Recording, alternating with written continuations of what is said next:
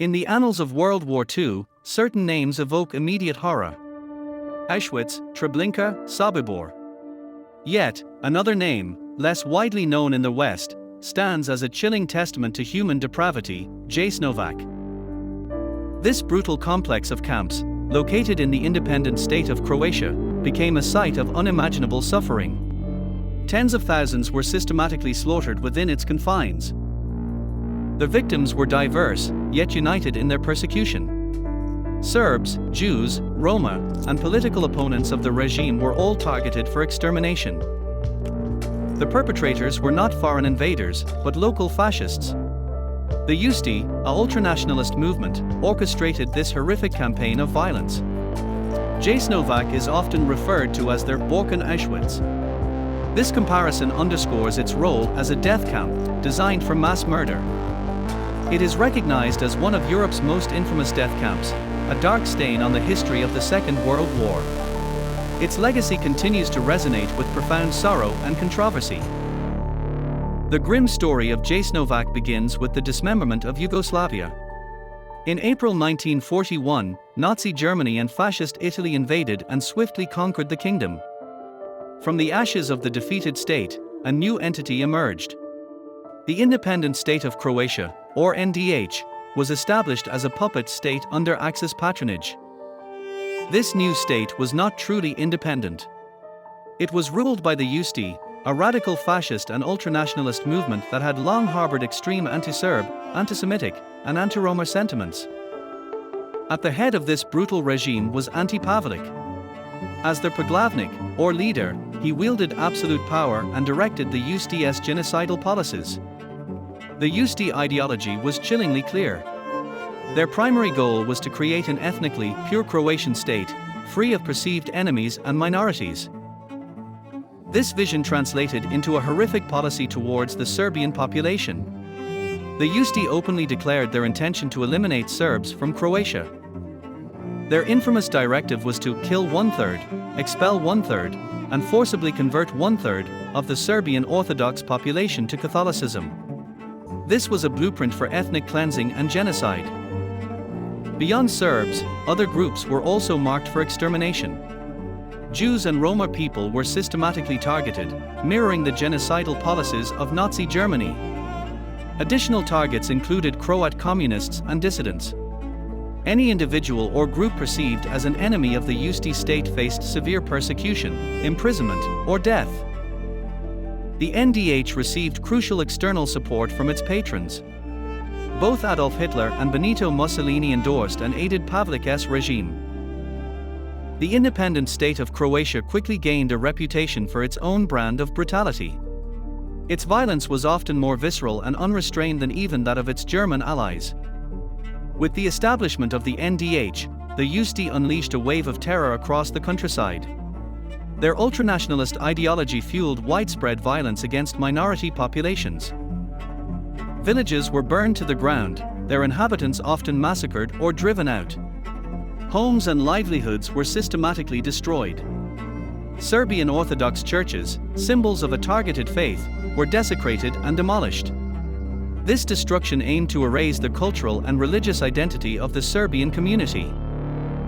Families were brutally driven from their ancestral homes, forced to flee or face unspeakable atrocities. The Ustaše sought to cleanse the land of those they deemed undesirable. To facilitate their genocidal aims, the Ustaše created an extensive camp system.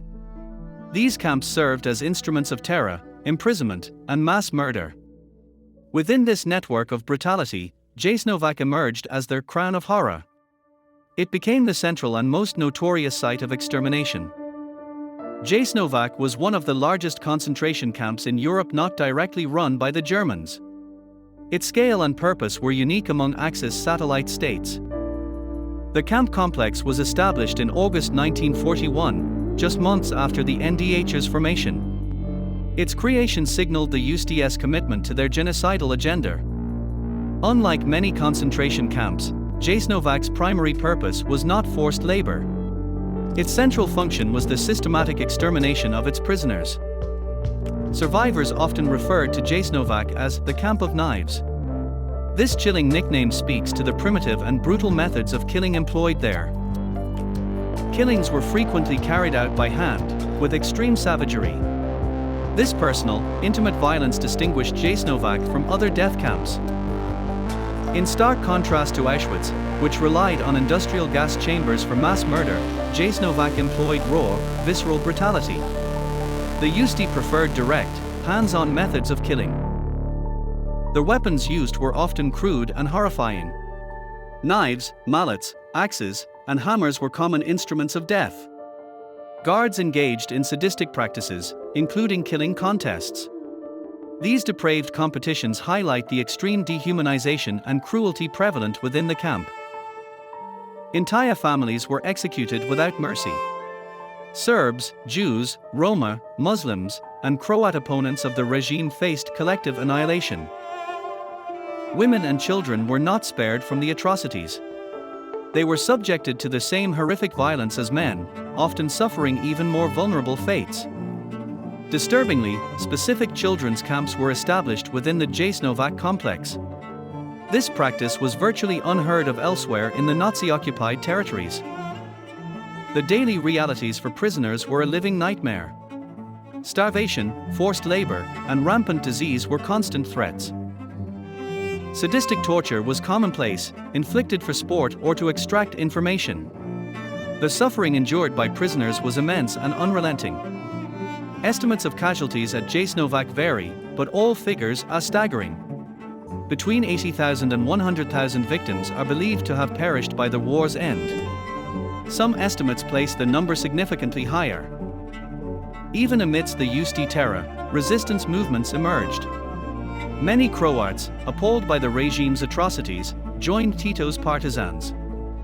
This multi-ethnic communist resistance fought fiercely against the Axis powers and their collaborators. They represented a different vision for Yugoslavia. As the Axis powers crumbled in 1945, the NDH faced imminent collapse. The Ustaše regime knew its end was near. In a desperate attempt to conceal their crimes, the Ustaše tried to destroy evidence. They burned Jasenovac to the ground, hoping to erase the horrific truth. Despite their efforts, the camp was liberated in April 1945. A small number of survivors, having endured unimaginable suffering, bore witness to the atrocities. Ante Pavelić, the architect of the Jasenovac horrors, managed to flee. He found refuge first in Argentina, then in Spain, escaping justice for his crimes. Pavelić died in Madrid in 1959, never facing trial for the genocide he orchestrated. His escape symbolized a broader failure of accountability. Indeed, justice for many perpetrators of the Jasenovac atrocities was never fully served. Many Ustaše officials evaded capture and prosecution. The legacy of Jasenovac remains a profound scar in the memory of the Balkans. Its horrors continue to shape historical narratives and national identities. For Jewish people, Jasenovac stands alongside Auschwitz as a site of genocide. It represents another chapter in the systematic extermination of European Jewry. For Serbs, Roma, and anti-fascist Croats, Jasenovac is a symbol of unimaginable cruelty. It embodies the depths of human depravity fueled by ultranationalist hatred. Today, Jasenovac is a memorial site in Croatia. It serves as a solemn reminder of the victims and the atrocities committed there. However, the memory of Jasenovac continues to spark political controversy. Historical revisionism and nationalist narratives often attempt to downplay or deny its significance. The events of Jasenovac profoundly shaped post-war Yugoslavia. Its memory influenced the country's political structure and its efforts to suppress ethnic nationalism. Even today, the shadow of Jasenovac influences regional relations. It remains a sensitive and often divisive topic in the former Yugoslavia. Jasenovac stands as a stark warning to humanity. It reminds us that genocide can be carried out by neighbors, fueled by extremist ideology and unchecked hatred. The story of Jasenovac is a warning from history. Genocide can be carried out not only by great powers, but by neighbors, driven by ideology and hate. If you found this story important, don't forget to like, share, and subscribe to the Turkish Odyssey for more untold histories. Leave a comment below, should Jasenovac be remembered in the same breath as Auschwitz and Treblinka? Maybe it will stop the genocide in Gaza. Thank you for watching. Let's create a better world by promoting peace. See you in the next adventure.